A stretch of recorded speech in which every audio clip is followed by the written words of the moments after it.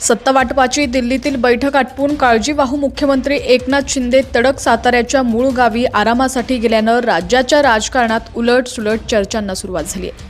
भाजपला मिळालेल्या घवघवीत यशानंतर मुख्यमंत्रीपद मित्रपक्षांना न देण्याची स्पष्ट भूमिका पक्ष नेतृत्वानं शिंदे यांना कळवल्यानं ते नाराज असल्याचं बोललं जात आहे। याच नाराजीतून दिल्लीची बैठक आटपून ते साताऱ्याला विश्रांती घेण्यासाठी गेले।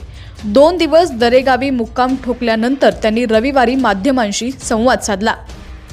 यावेळी माध्यमांशी शिंदे यांना महायुतीचा मुख्यमंत्रीपदाचा चेहरा, शिवसेनेनं गृहमंत्रीपदाची केलेली मागणी, विधान परिषदेच्या सभापती पदाची केलेली मागणी, शिवसेनेची आगामी काळातील वाटचाल आदी विषयांवर प्रश्न विचारले।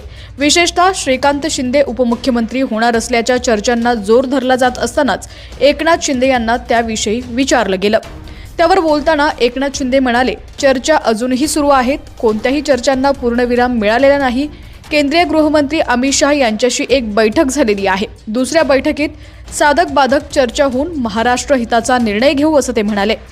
एकंदर श्रीकांत शिंदे यांच्या उपमुख्यमंत्री पदाच्या वृत्ताचं त्यांनी अजिबात खंडन केलं नसल्यानं त्या चर्चांमध्ये तथ्य असल्याचं त्यांनी अप्रत्यक्षपणे सूचित केलंय। यावेळी गृह खात्याच्या मागणीबाबतही त्यांना विचारलं। ते म्हणाले, भाजपसोबत आमची चर्चा सुरू आहे, चर्चा होत राहील, चर्चेतून बऱ्याचशा गोष्टी सुटतील। एकंदर गृह मंत्रालयासाठी आग्रही असल्याचं त्यांनी अप्रत्यक्षपणे सांगितलं। तसंच माझ्या नेतृत्वाखाली निवडणुका लढल्या आणि जिंकल्या असं वारंवार शिंदे सांगत असल्यानं मुख्यमंत्री पदासाठी ते अजूनही आशादायी असल्याचं दिसतंय।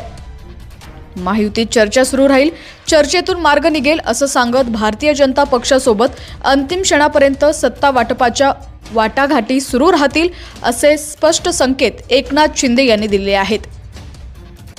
दरम्यान या सगळ्यावरती आता तुमचं देखील काय मत आहे, कमेंट सेक्शनमध्ये तुमची प्रतिक्रिया देखील नक्की कळवा। चॅनलवरती नवीन असाल आणि अजूनही HPN मराठी न्यूज चॅनलला सबस्क्राईब केलं